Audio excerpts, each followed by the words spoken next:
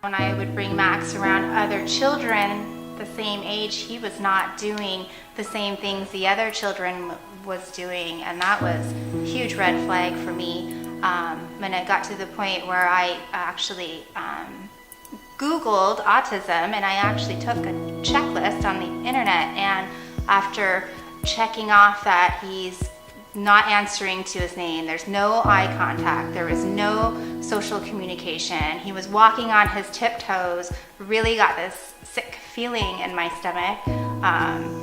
Something's going on here, and I was hoping that the pediatrician would just say, he's just a boy, things are going a little bit slower.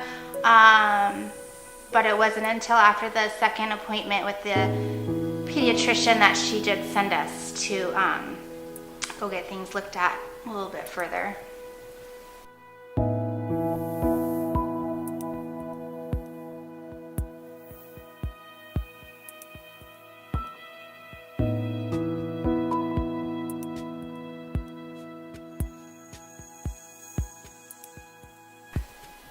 As a parent, you have a lot of hopes and dreams and goals for your children, and once we received the autism diagnosis, everything changed. Everything. Your initial reaction is one of, what's that mean? How do you deal with it? But it's also, it's a lifelong thing. So you don't know what it means for that child for the rest of their life.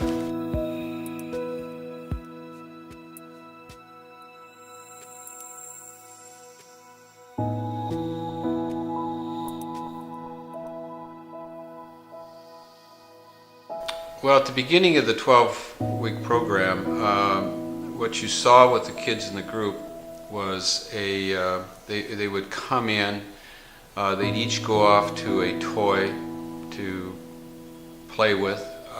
They would not interact with each other. They would just kind of stay in their own little world. They'd just go to whatever they wanted to focus on at the moment.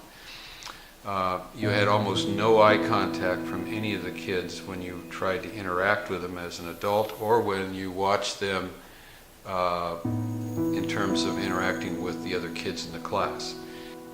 By the end of the program, what you saw was not only were these kids, did they know each other and become friends, they actually would interact, they would share information.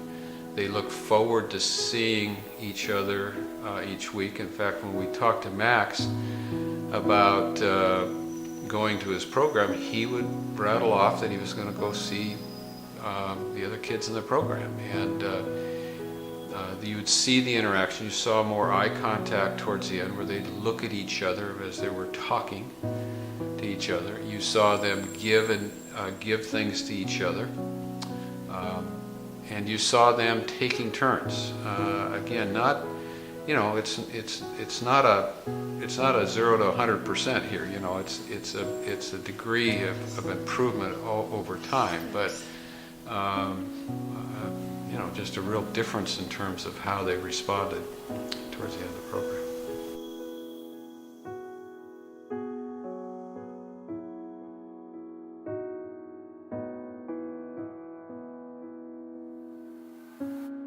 I think with Max that the future looks very bright for him now.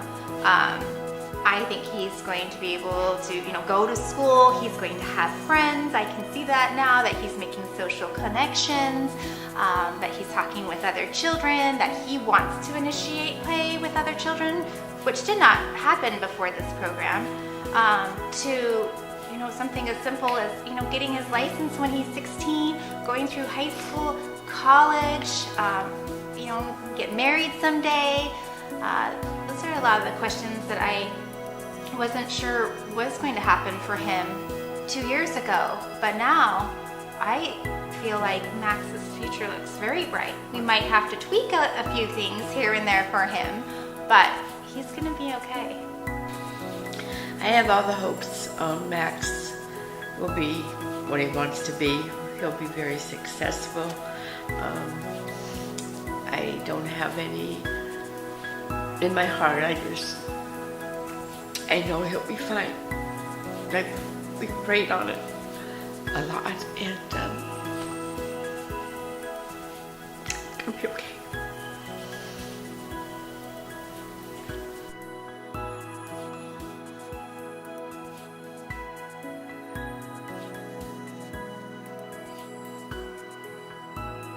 So I think a goal moving forward for us is for Max to truly understand what is autism, what does it mean, but more importantly, to make sure that Max doesn't use autism as a crutch through life, but to really use autism as a stepping stone to be successful in life and not let it be a barrier or hinder his ability to succeed.